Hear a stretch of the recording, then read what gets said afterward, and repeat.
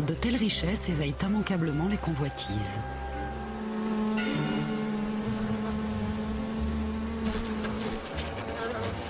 Les abeilles qui gardent l'entrée de la ruche se jettent rapidement sur l'intruse. La guêpe a beau être dangereuse et faire 2 fois la taille d'une abeille, aucune ne pense à son propre salut. Elle pique et morde avec un seul objectif en tête, défendre la colonie.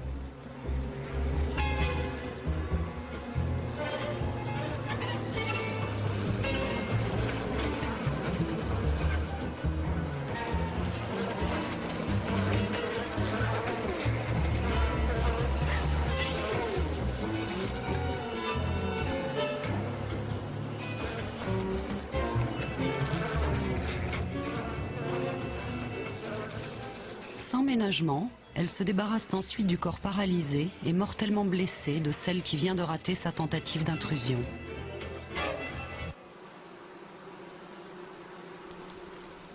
La vie de la communauté est régie avec une implacable précision.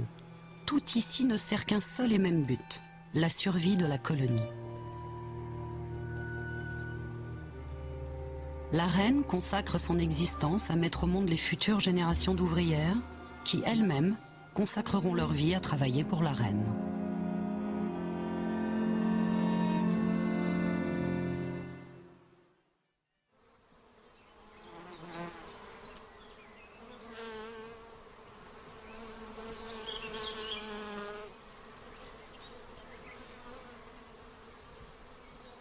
Le nectar est l'aliment indispensable à la vie des abeilles.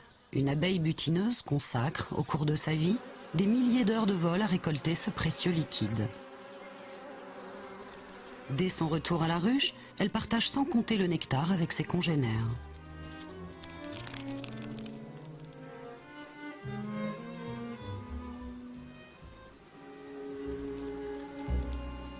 Le nectar est collecté puis entreposé dans des cellules où les abeilles le laissent mûrir et se transformer en miel.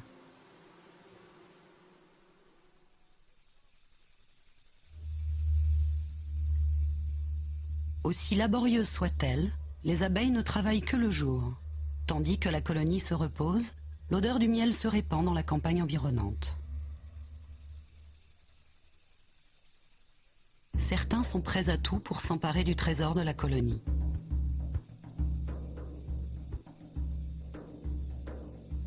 Voici un sphinx à tête de mort.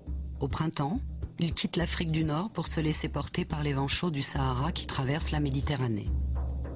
Il a un nom pour le moins sinistre, qu'il doit au motif en forme de crâne dessiné sur ses ailes.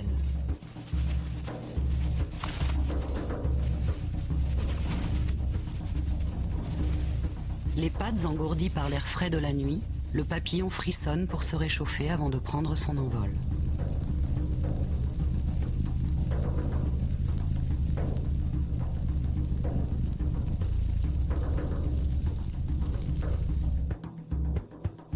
Le sphinx à tête de mort n'est pas sûr de revenir de la mission particulièrement dangereuse qui l'attend.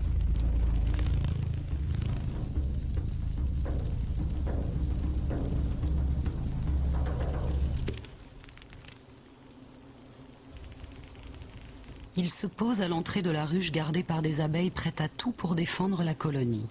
Pourtant, aucune d'elles ne lui montre le moindre signe d'animosité quand il entre à l'intérieur.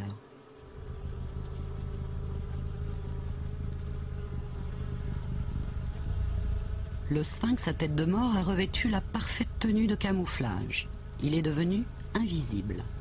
Il sait en effet parfumer des odeurs, appelées phéromones, émises par les abeilles de cet essaim, ce qui lui permet, malgré sa taille, de se faire passer pour un membre de la colonie. Le papillon dispose d'un autre artifice. Il sait imiter à la perfection les sons que seule la reine est normalement capable d'émettre.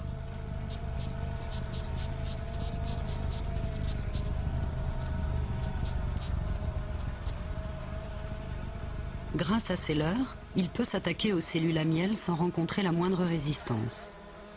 Les abeilles constatent la disparition du miel, mais sont incapables de déceler la présence du voleur parmi elles. Elles tentent de sauver le précieux liquide. Après avoir vidé le miel de 4 ou 5 alvéoles, le sphinx à tête de mort se dirige vers la sortie. Les phéromones, qui le protègent, commencent à perdre de leur efficacité.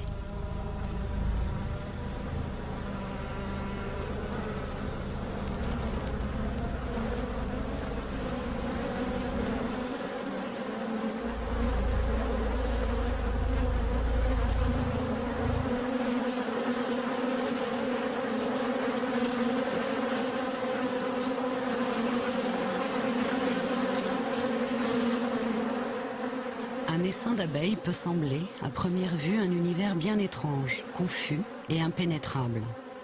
Pourtant, chaque membre de la colonie occupe une fonction très précise dans ce monde où rien n'est laissé au hasard. Le pollen et le miel sont entreposés dans des rangées d'alvéoles conçues à cet effet, tandis que la génération d'abeilles à venir se développe non loin de là, dans des cellules à couvain.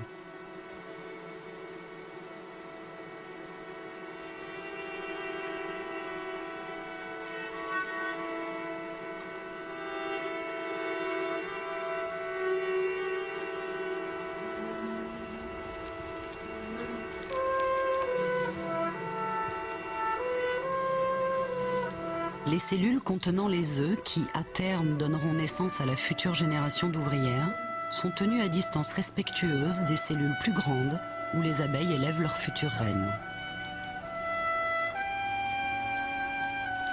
Ce sont les sujets qui décident d'élever une reine ou une ouvrière. Quand elles ne sont encore que des œufs, toutes les abeilles sont égales. Si la larve doit devenir reine, les ouvrières la nourriront de gelée royale, un aliment capable de transformer n'importe quelle larve d'abeille en reine potentielle. Le règne de la vieille reine touche à sa fin et les ouvrières l'empêchent désormais de pondre. C'est l'un des rares moments de discorde sociale au sein de la colonie et il est temps pour la vieille reine de partir.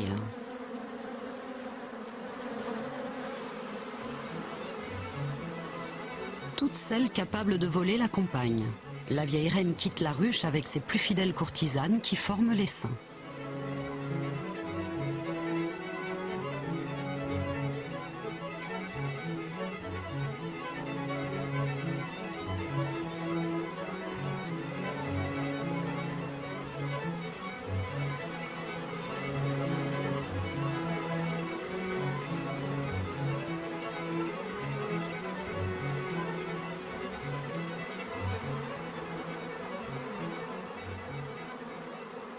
Mais la vieille reine s'épuise rapidement.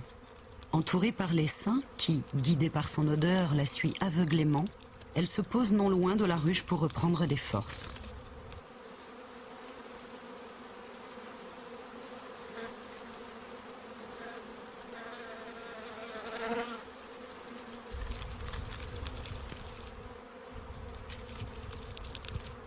Toutes les abeilles se serrent contre la reine pour la protéger et maintenir la chaleur de son corps à la bonne température.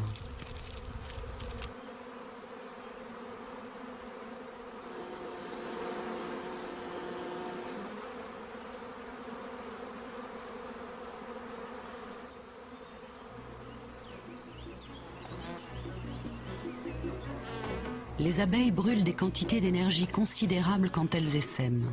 Elles viennent rapidement à bout de leurs réserves de nectar et doivent bientôt penser à se réapprovisionner. Le nectar, qui n'est pas consommé par les abeilles butineuses, est partagé entre les membres de l'essaim. Le temps presse. Il leur faut trouver l'endroit où établir la ruche le plus rapidement possible. Les éclaireuses explorent l'intérieur du tronc d'un arbre fruitier. Il faut qu'elles se décident au plus vite. Il arrive que toutes les abeilles d'un essaim meurent faute d'être tombées d'accord sur le nouveau lieu d'essaimage.